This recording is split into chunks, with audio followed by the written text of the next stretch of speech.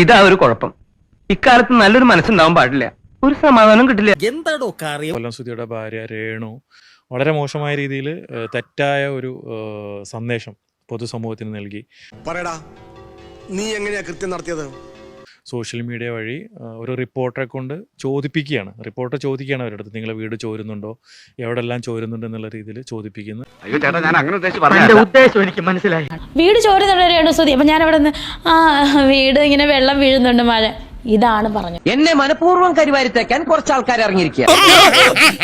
നീ ഒന്നും പണയണ്ട. ചോരുന്നുണ്ട്, ആ ചില്ലിട്ട ആ ഭാഗത്ത് നല്ലതായിട്ട് ചോർച്ചയുണ്ട്.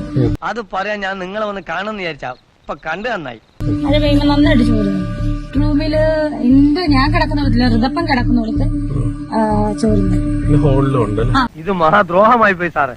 ഞങ്ങൾ വെച്ചു കൊടുത്ത വീട് 1 വർഷം ആവുന്നതിൻ്റെ മുന്നേ തന്നെ ചോരുന്നുണ്ട്, ഗ്ലാസിൻ്റെ ഇടയിലൂടെ വെള്ളം ഒലിച്ചിറങ്ങുന്നുണ്ട് എന്നൊക്കെ പറഞ്ഞിട്ട് തെറ്റായ സന്ദേശം കൊടുത്തു. ചെയ്യുന്നത് തമ്മാടിത്തരാണെന്ന് ഓർക്കണം. ഈ നാട് നന്നാവില്ല, ഒരു കാലത്ത് നന്നാവില്ല. നമ്മളൊരു വീട് ഒരുപാട് കഷ്ടപ്പെട്ട് ഒരുപാട് പ്രയത്നിച്ച് അങ്ങനെ ഒരുപാട് ആൾക്കാർ സഹായിച്ചിട്ട് നൽകിയ ഒരു വീടാണ്, ഒരുപാട് കഷ്ടപ്പെട്ട് നൽകിയൊരു വീടാണ്. ആ വീടിനെ കുറിച്ചിട്ട് പൊതുസമൂഹത്തിൽ തെറ്റായൊരു സന്ദേശം നൽകുന്നത് ഞങ്ങൾക്ക് ഭയങ്കരമായിട്ട് ഹർട്ട് ചെയ്ത്. എന്നാണുണ്ടോ നിങ്ങൾക്ക്? തീർച്ചയായിട്ടും നമ്മളെ കൂടുതലുള്ള ആൾക്കാർ മുന്നേ തന്നെ പറയാറുണ്ടായിരുന്നു. മാധവൻകുട്ടി, ആളെ മനസ്സിലാക്കാതെ കാണുന്നവരൊക്കെ കയറി സ്നേഹിക്കുന്ന സ്വഭാവം ഇനിയെങ്കിലും നിർത്ത്. അത് തെറ്റായൊരു തീരുമാനമായി പോയി എന്ന് പറയുന്നത്. പക്ഷെ നമ്മളത് അക്സെപ്റ്റ് ചെയ്തിരുന്നില്ല. കാരണം എന്താ വെച്ചാൽ നമ്മൾ ആ വീട് നൽകിയത് കൊല്ലം സുധിയുടെ 2 മക്കൾക്ക് വേണ്ടിയിട്ടാണ്.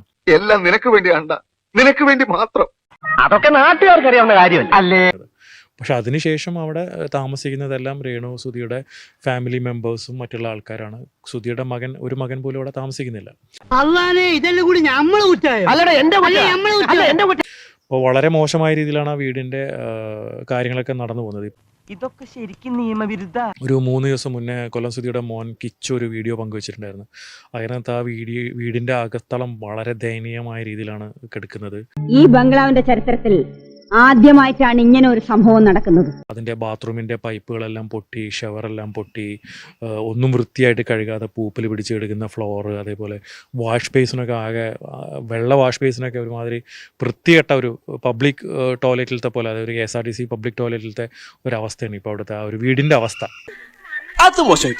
അത് കണ്ടപ്പോൾ ഞങ്ങൾക്ക് വളരെയധികം സങ്കടം തോന്നി. ഇത് ഒരു വീട് ഫ്രീ ആയിട്ട് കിട്ടി, ഇത്രയും നല്ലൊരു വീട് ഫ്രീ ആയി കിട്ടി, അത് നല്ല രീതിയിൽ നോക്കാൻ പറ്റാത്ത ആൾക്കാർക്ക് വീട് വെച്ചു കൊടുത്തത് ഒരു തെറ്റായിപ്പോയി എന്ന് അതിൽ നിന്ന് ഞങ്ങൾക്ക് മനസ്സിലായി. അതുകൊണ്ടാണ് അങ്ങനെ തുറന്നു പറഞ്ഞത്.